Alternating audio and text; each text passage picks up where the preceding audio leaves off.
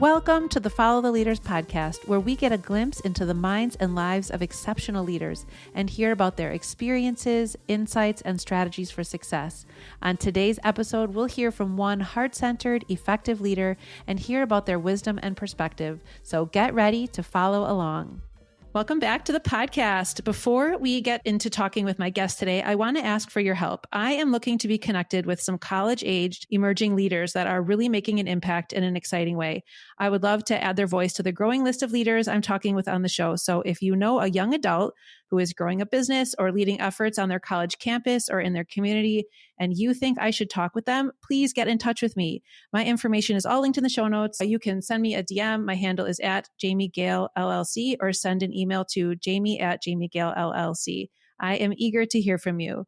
Okay, let's get into our interview today. My guest today is leadership engagement expert, Adrian Koehler. Adrian is a founder and senior partner at the executive coaching firm Take New Ground, where he coaches executives and entrepreneurs in the art and science of leadership for themselves, their teams, and clients to create new, unprecedented results and experience fulfillment in their work. Adrian is the co-host of the Naked Leadership podcast with Take New Ground senior partner Dan Tacchini. He has trained and developed leaders in organizations such as the Navy SEALs, Nike, Oprah Winfrey Network, UCLA, and others in Fortune 500 companies, higher ed, startups, and healthcare. Congratulations on all of your success and impact, Adrian, and welcome to the podcast. Thanks for having me on the Follow the Leader podcast. It's going to be fun. Great to meet you. Yeah, it's great to meet you too. You're lively. I love it. There's no shortage of energy over here. That's awesome. I was just saying to somebody the other day, it's like there's something about vitality. I think vitality is kind of the whole ball game, which is like this sense of possibility and life and engagement. And it's like in a world full of zombies, like when you meet people that are alive, it's like stick with them. That's where all the possibility is. So anyway, thank you for what you bring. Yeah, well, thanks for seeing me in that way. That's great. Of course. So let's start with your current work. Can you fill listeners in on what your work life looks like these days? Sure. So it's always expanding. We're experimenting with new things to be doing. I've been in this work for about 12 years, and this work is coaching founders of companies for the most part. I've realized that I love working with entrepreneurs the most. They're the most spicy. They're the most ambitious. They're the most risky. They're the most troubled. They're the most everything, and they're fun to work with. So we work with founder-driven companies for the most part. I still coach, like after we record this today, I'll jump on with the head of brand at a skincare company. It's under Decium, but it's called The Ordinary. They're the fastest growing skincare company on TikTok. She's the head of brand, and she used to be at Nike. That's how I got connected to her, because I coached a bunch of Nike leaders. Anyway, so I spend most of my time coaching major stakeholders or founders of companies, and then we go in and run leadership offsites with them and align a team. And then we've got also a consulting company that we're just budding on the side with an ex-partner at McKinsey that's going to come in, and we're going to be doing these 3-month sprints with companies and more traditional consulting. So that'll be new for us. I'll still do my like founder dynamics, leadership mindset type work, which is where the whole ball game starts and ends. And then we own a bunch of companies. So we've got Take New Ground Capital Partners, and we've got equity in 8 companies right now. We're starting new companies. Cool. Once people get around us, they stay. So I coached a gal named Jenny from Jenny's Ice Cream, and she was my client for a good while. And now we're starting 2 companies with her.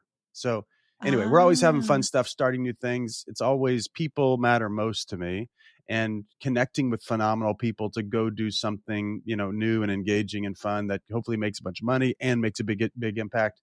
That's my jam. Vocationally, that's my jam.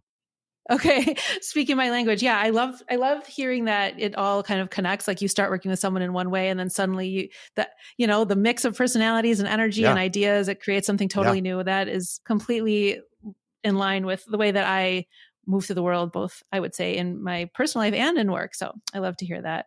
You touched on how you moved into this coaching work, but at what point were you like, all right, actually, I'm going to really step into this coaching role? Yeah. Well, I think there were intuitions of it early on in life, meaning, we say this about a bunch of kids, like he's an old soul. I always got that when I was a kid. He's an old soul, which meant I was a younger brother of 2. And so I always wanted to hang out with my older brother. That's kind of natural. But I always wanted to read a bunch of books and talk about kind of quote unquote, in my family, they would call it deep things, which is kind of talking about relationships or talking about anything philosophical or is psychological. It was like always like so serious. Aid, they called me Aid growing up. Aid, why are you so serious? And anyway, I still work through that from time to time. It's like, hold on, maybe I'm just me. Maybe I'm not too serious. I'm too serious for my dad, maybe, but not too serious for my tribe. My tribe, we want to talk about heavy. We want to talk about the real shit all the time. So let's do that. So I've always been that way. And then I've been naturally been an advocate for people and a champion for people.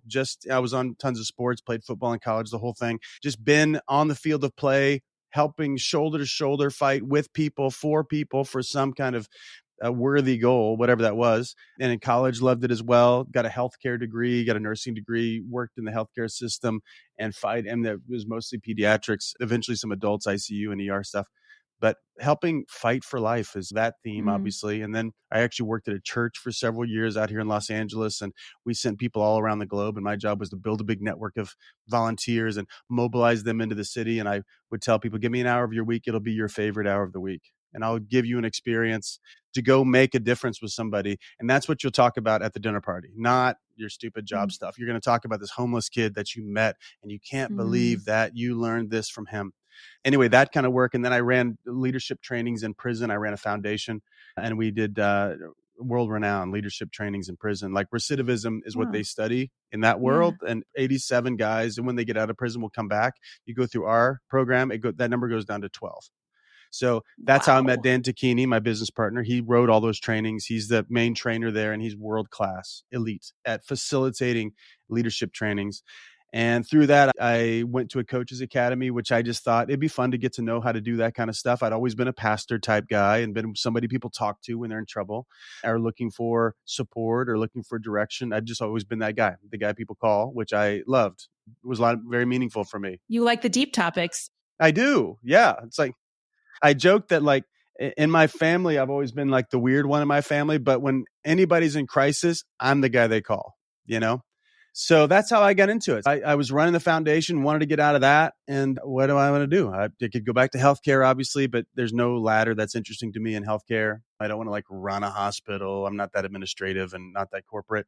I could go work at any church in America, but I don't like most churches or most church people. God bless them. And I could do like philanthropy work, but most of that's too administrative and spreadsheet based. And it's not as much in the trenches. But I thought, this is 12 years ago. I'll throw myself in the ring. I'll just start telling people I'm coaching people now. And it worked. It worked right away. Got a bunch of clients and then grew and started getting corporate clients and got in a lot of good trouble and figuring stuff out. And I love it. This is what I'll be doing for a long time. Okay. So that opened up a ton of questions for me, but here's one. Ready. Totally different worlds, but similarly, I have my hands in a lot of different things and they really range. We were chatting before and I was trying to explain sort of the scope of my work, and it's a lot of different things. So I'm curious, as you have navigated your path to here, it sounds like there's been some times when you've shut the door to other things. You said, okay, well, I wanted to get out of this, or you have this great new exciting thing. You have to let something go. I'm curious how you decide that you are going to actually let something go versus I'm going to just add on. That's, I think, a challenge for people like me. And sounds like maybe you and a lot of other entrepreneurs like, oh, a great new idea. Let's just add it on. Yeah. Well, two things come to mind. One is results. One is well-being. So if you add so much that your results start tanking, then that doesn't work. So if you're committed to excellence, which I suggest people be committed to excellence, like go out and get clear, get this thing done and let it be world renowned, let it be serious, let it be a huge impact. And if you keep adding more things, you're not going to do well. You just can't keep it up. Now you could build a phenomenal team around you. That's a lot more time and a lot more sacrifice up front, usually a better bet. That takes a whole lot of obviously strategy and a lot of communication and a lot more guts. You can do it on your own. It takes less guts to do something on your own. It takes a lot more guts to build a team. So anyway, I'd keep the results high and then well-being. You're very talented. Obviously, you can do whatever you want, but you can't do whatever you want and actually experience freedom and meaning and peace. And I've been in lots of different seasons of my life where I'm just kind of keeping up. And that's stress. It's not good for you. It's not good for your kids, not good for my kids when I'm like that, and not good for my own sense of self because I'm like feeling behind. I'm letting people down. I'm letting myself down. I can't catch up. I lose all my hobbies. So it's really around meaning and well-being and results.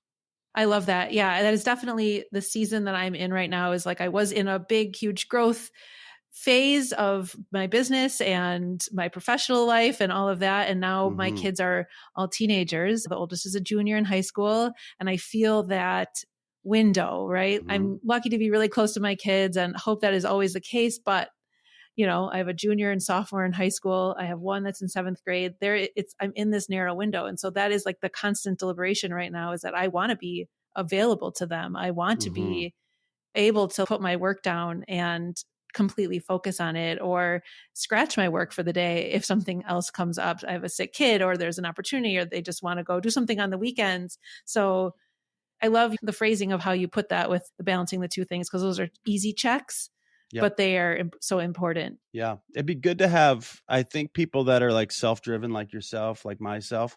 We can tend to suffer in silence for way too long. So my suggestion, I think, for anybody listening is, if you're natural, I mean, you're really outgoing, right? So you naturally collect a bunch of people, and people want to be involved in whatever you're involved in, and want to join the team and all that, want to be around. But that's different than people know what's really going on for you. So anybody that's leading something, you need to at least have one person in your life that you tell everything to, like really share all the stuff. So even if you're like, you seem to be very committed to being positive and optimistic and, forward leaning and high energy, I think those folks, and I can have that same feeling, I can tend to not share what's not working, and not share what I'm insecure about, not share what I'm frustrated by, not share my heartaches, all that kind of the sadder or the darker side. My point here is that it's good to have at least one person that you feel free to just not play the role of Jamie, not play the role of Adrian, not try to be a certain person, just like let your hair down. And then that's a good Yeah. touchstone for reality, that conversation. Yeah. No, I love that. I am lucky. I do have a few friends in my life that I can be like Yeah. SOS and let it down. But you're right. When we show each other our humanity, it enriches that relationship, but also Right really on. does support. Awesome. All right. Well, speaking of the shadow side, you describe yourself as a no BS coach for restless and relentless founders. And I will say that when I saw that, I was like, what? This is intriguing. This really resonates. So, your website says that your company sees most coaching, training, and assessments as being BS. And so that's a bold take. And I would love to hear more about your view of this. Yeah. What was intriguing to you about it when you read it? Well, I really don't Yep. like fluff, and I like Yep. content to be dense. I really like people to get to the point. I like Mm-hmm. to be in settings where we can get to the point, I guess is a better way to say that, and to say it how it is. And, we were chatting before, and I was sharing that one of my work projects is a network for moms that own businesses. And I will say that, like, in those meetings, there's no BS. We get to it. What happens at Boss Mama stays at Boss Mama kind of situation. So it really resonates with me to be in a setting where people are high achieving, where we do have big goals. I mean, take that meeting, that network meeting. Those are entrepreneurial moms who are juggling a ton of things, who are growing their business, growing their family, right at the same time. And still, we have very similar struggles and challenges and everything like that. So that's what resonated with me, as I was like, yes, that. Yeah. Yeah. I let's see. We're all going to die at some point. We know that. Yep. And, Mm-hmm. the older we get, the more I think haunted by that. But if you live in that context, realizing we don't know how, and I'm not trying to be poetic here, this is just how I think about it. Like, we don't know how much time we have, really. We don't know. Cancer rates are going up. Okay. So we could all get that call at some point, or we could obviously Mm-hmm. have lots of accidents, that kind of thing. So we might as well make it count. That's my view. So why do you do that? You just spend less time avoiding the real issues. And it takes a lot of faith. It takes a lot of guts and a lot of courage. But, if you've befriended worst case scenarios, we call it hugging the cactus, whatever that is, like the thing that is scary to you, but you decide to embrace it and spend a lot less time trying to talk yourself out of how bad it might actually be. People tend to talk about the future because that's really romantic and fun, and it's way out there, and we get all the dopamine just by talking about it. That's why all that studies came out about why not to share your goals. Why? Because you actually get the neurochemical hit as if you pulled it off, even though you haven't done anything. You can like say, here's what I'm doing, and it's really great. Well, actually, your brain thinks, oh, you already did it. That's cool. And so you naturally take your foot off the pedal. My point is that people are scared of the truth, but it's the most relieving thing in the world. And by truth, I don't mean necessarily what's right and wrong. I just mean reality. So if we can put our arms around reality, the good parts of it, and really own it, and not like I was lucky, all that BS. Like, no, what work did I put in to generate this? What was my contribution to that? And also put your arms around what's not working. Some of it might be circumstantial. Most of it's not. Most I've had a contribution to what's not working right now. Even in my avoidance was a contribution, or my lack of willingness to deal with the conflict, and like wait until I'm going to give the guy another chance, whatever stories we tell ourselves to justify inaction. If I could put my arms around that and just own that, and the kind of the horror of that, like, oh man, I mean, a premise is that I say whatever is happening in your life is perfect, meaning you want it to be exactly as it is. Now that's a gutsy claim.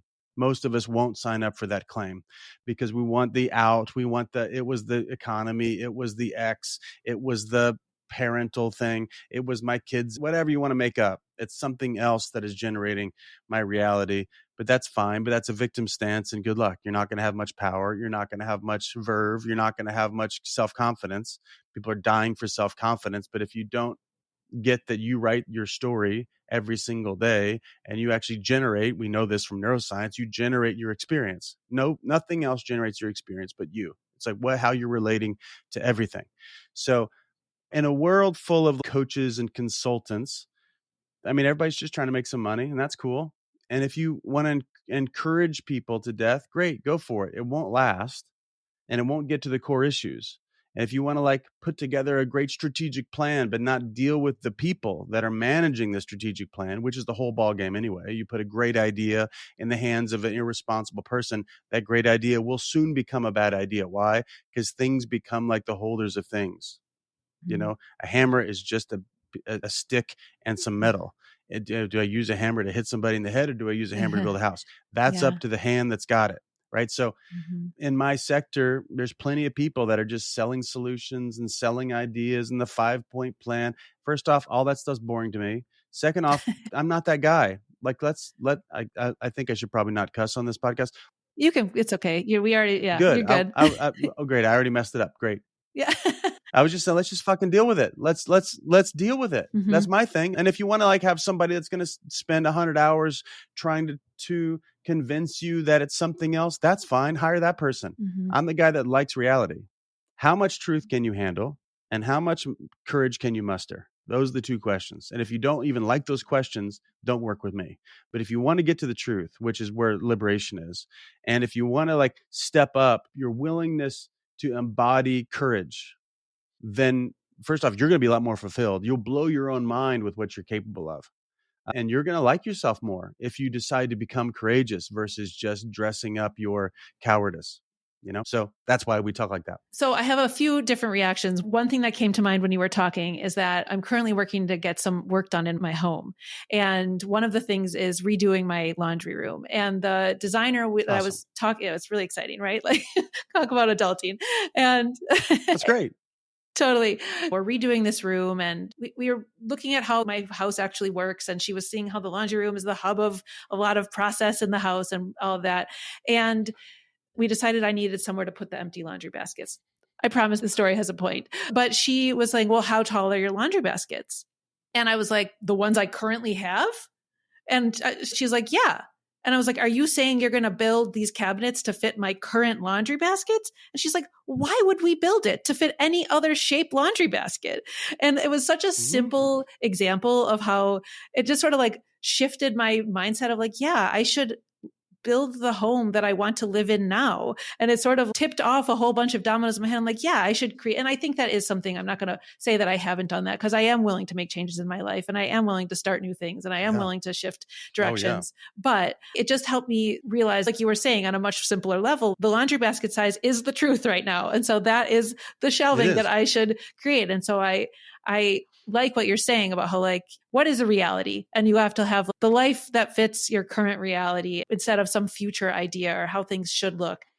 Yeah. And I'm a stickler for words. So let me be annoying for a second. Yeah. You said you have to do that. You don't have to do it.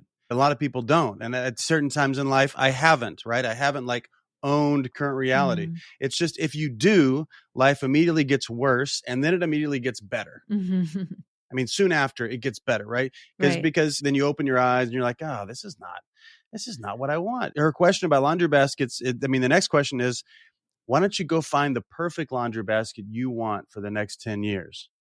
And you hadn't been thinking about that before because you were just in the aisle and thought, oh, that'll work and whatever. So now it's more like, actually, what, it's funny we're talking about laundry baskets, but it's a perfect metaphor. It's like, and just in general, like, what do I really want? If I wasn't just getting by, what do I really want? Right. And you sit with that for a second, and the power of that and the severity of that and the beauty in that and the invitation of that. And it's like, okay, hold on. I get to make my life exactly the way I want it to be for the most part. And life's not perfect and people are crazy and blah, blah.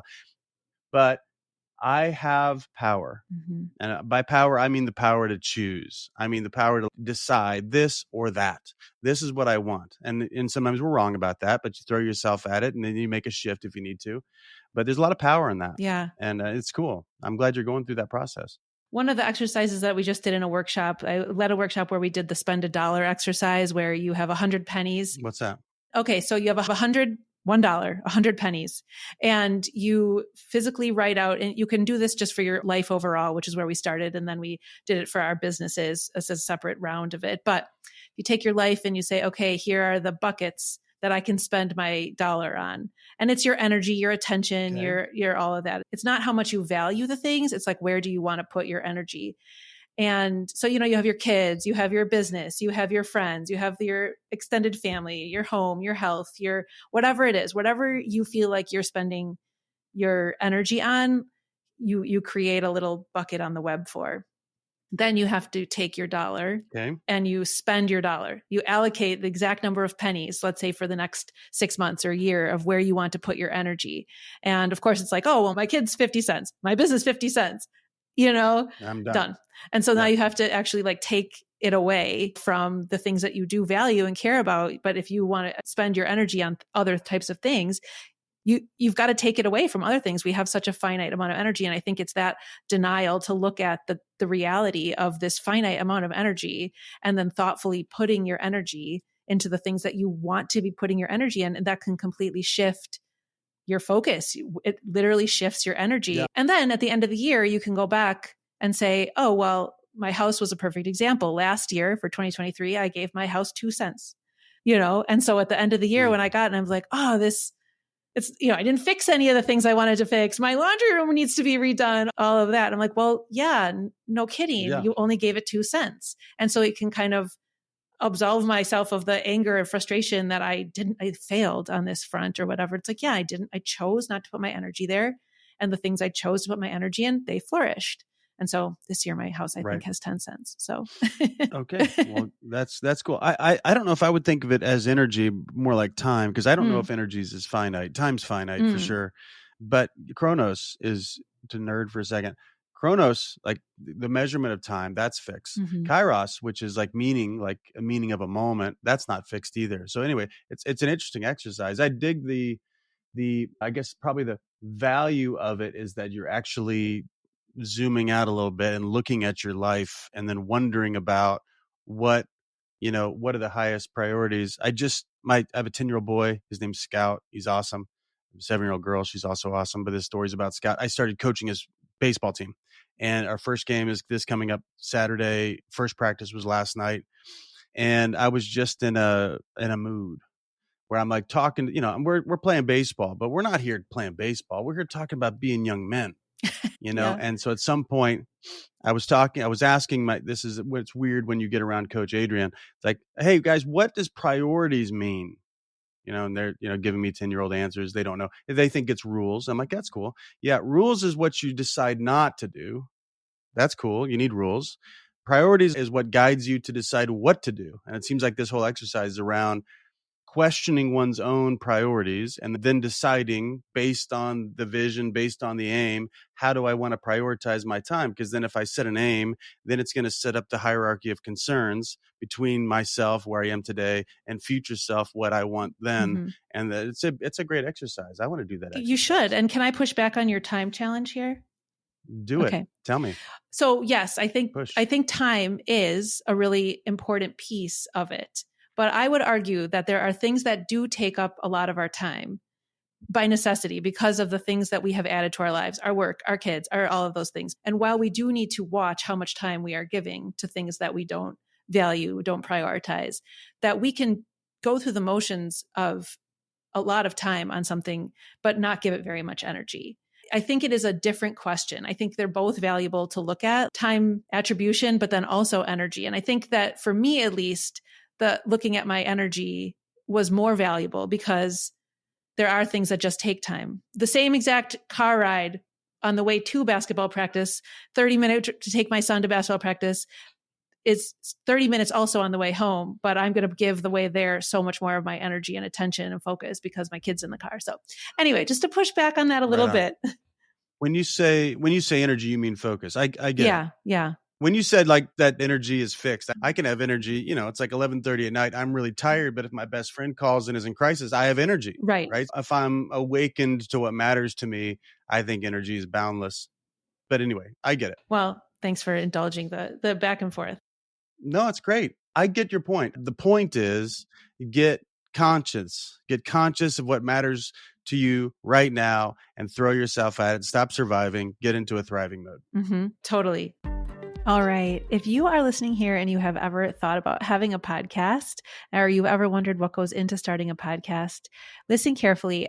In addition to hosting this show, I also am the owner of the podcast network, Lit Path Studios. And, the funny thing is when you start putting your work out in the world, the first question you start getting is, how did you do it? And that is a question that we at Lit Path Studios have been getting a ton lately. And so we are putting together a resource that will be available for anybody that's either thought about having a podcast or knows that they want to have a podcast as part of their business offerings or their hobby.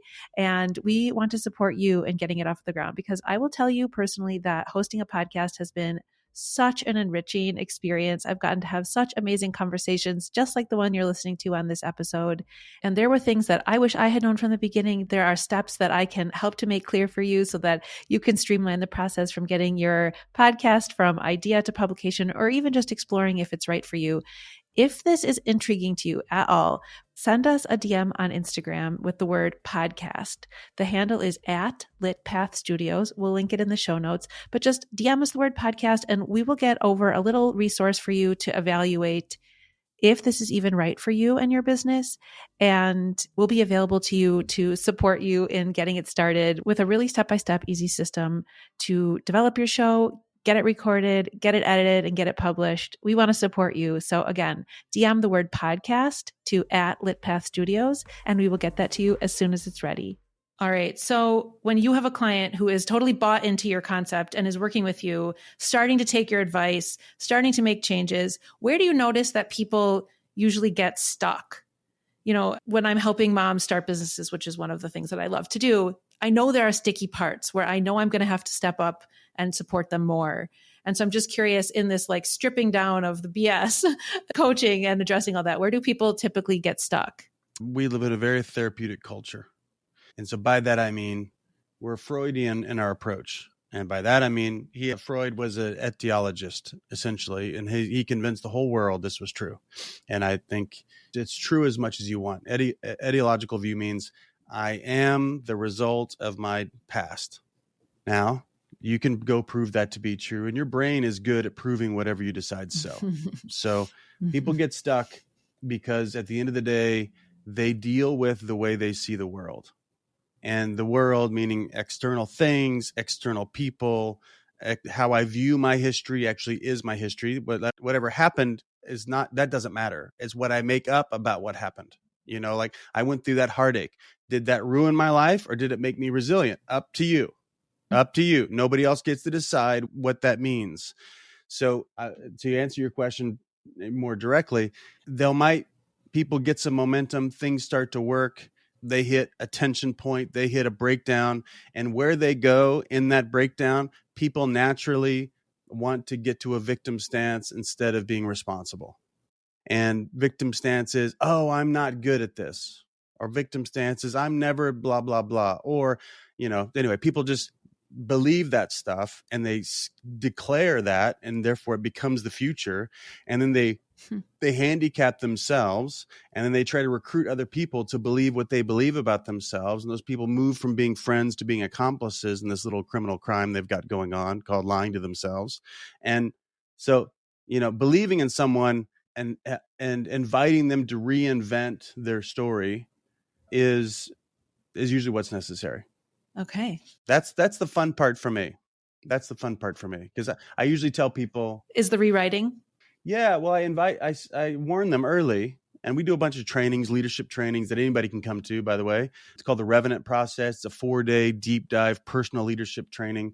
We have a lot of our clients come, but mostly business owners come to it because we're really gutsy and they like our style versus like some kind of cry for 4 days type thing. We're in it, and it's a big challenge, and people do cry, and it's awesome, but it's a big challenge. We call people up into courage, into clarity, into a lot of these things that, we typically don't test the waters as days go on and years go on and eventually decades and a lifetime goes on. We don't know how good it could have gotten because we didn't push ourselves with love, not like drill sergeant type stuff. It's like, no, what am I capable of? That's an open inquiry that'll never be answered.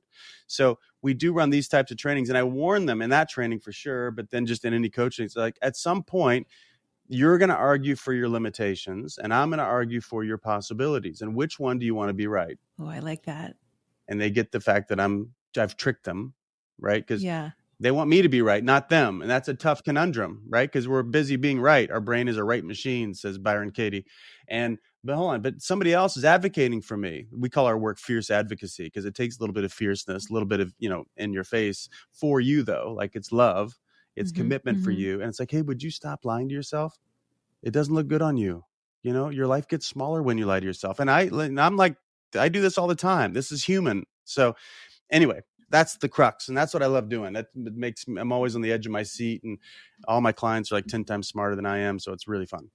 So who holds up best to that? Who do you see if you have 100 people? What are the types of people, or what are the characteristics of somebody who's really going to thrive? Who you're like, these are the people that came out the strongest, the best, that really succeeded with it. Yeah, they typically, thematically, I tend to coach a lot of athletes, people that were in sports, just because they like a challenge, they like pushing themselves, they like having a goal, they like game day. There's like a lot of essence that people learn in sports, and like a lot of character development is necessary to be a world-renowned athlete. To be a top athlete, you must have some character, internal drive, So there's a leadership assessment we use called the Harrison assessment. I've been trained in a dozen others, and I don't use any of them except for this one. And I won't get in for the sake of time why. But if anybody wants to know about it, they can DM me on Instagram, adrian.k. I'll tell you about it. There's one score on that assessment, and it's a study that studies preferences. And that's the only thing that shifts performance, not personality. All the other psychological crap doesn't matter. I mean, it's interesting, but it doesn't turn the needle. What turns the needle is someone's preference. Well, how much do they want this? How much do they prefer this? Anyway, on that assessment, there's one score called Once a Challenge. So it's telling you, based on your answers to the assessment, when you're clicking and doing all the things for 30 minutes, it'll tell you what your preference is for wanting a challenge. And my favorite clients have a really high want a challenge score. And so it usually makes them very restless in life, because they like, whatever, they did 10 million last year, but they could have done 12. Okay, what do I do this year? Or I had that meeting and I got the, $1 million contract. I bet I could have got 1.2. People that are troubled like that, those are my type of people. And as you can tell, I come off a little bit brash sometimes, but they like that, because I like that. I like when somebody believes in me and says, hey man, I think you're full of it. I think you could do more. And I love that. I love that type of challenge. So those are my favorite kind of clients. And the ones that like me the most, the ones I like the most, they love a challenge. They love a challenge. They love to be challenged. I like that. And that's not for everybody. Some people want solutions, or they just want a best friend. And I'm not either one of those. Okay, great. All right. I have a few wrap-up final questions for you that are a little more quick fire. Let's do it. If you could give yourself a message for your first day of this coaching role you have right now, you go back to your very first day stepping into this with the wisdom and experience that you have now. So you're talking to your previous self. What would your message be? That's a fun question.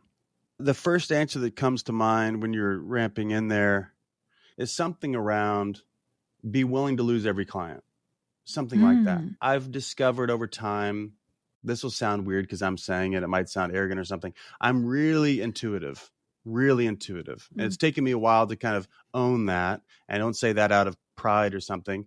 I think it's humility to own your strengths. And that's a strength of mine. I'm really intuitive.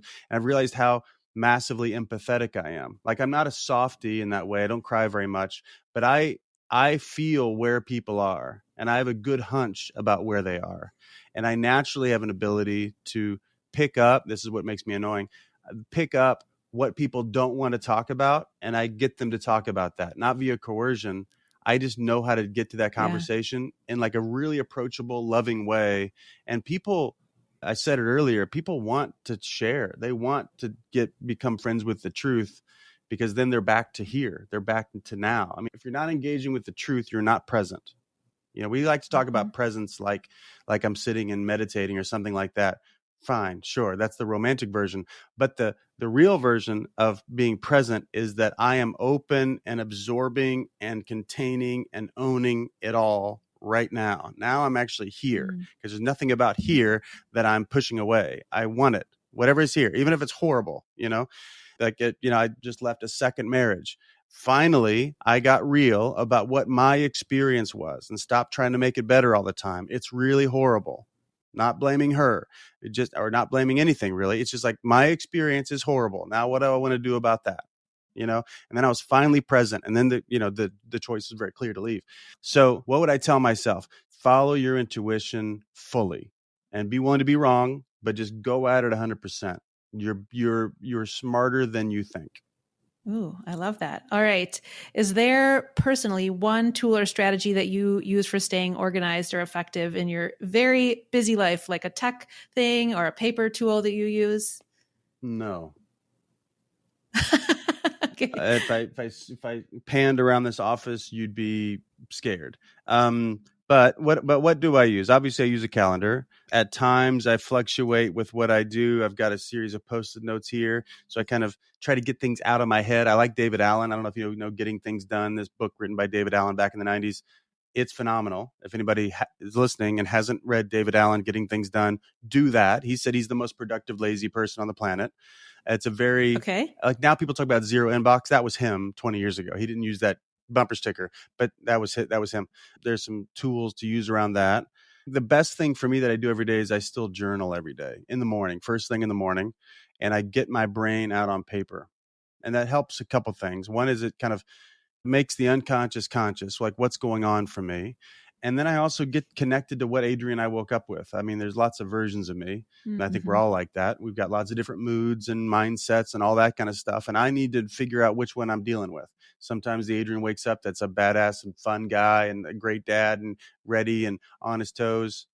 That guy comes to the table probably 25% of the time. Sometimes it's frustrated. Sometimes it's being hard on myself. Sometimes it's sad. Sometimes it's regret. Sometimes I wake up with that, and I want to spend the least amount of time possible being that version of myself. I want to get myself to the mood, to the aim, the way of being that actually produces the best results, which is, energetic and generous and grateful and honest and all that version of myself. So that's not a technological answer, but that's like the best human answer for me. All right. I love it. All right. My last question for you is, if you had a day off, totally off, you could accomplish nothing, you couldn't coach anybody, you couldn't start any businesses, nothing like that. What is one activity that you would do and one place you'd go to get something to eat? Okay. The first thought I had, I would charter a helicopter. I've never done that before, but I think that would be really fun. I think that'd be really fun. If I had a day off and wanted to go have fun, I would do that.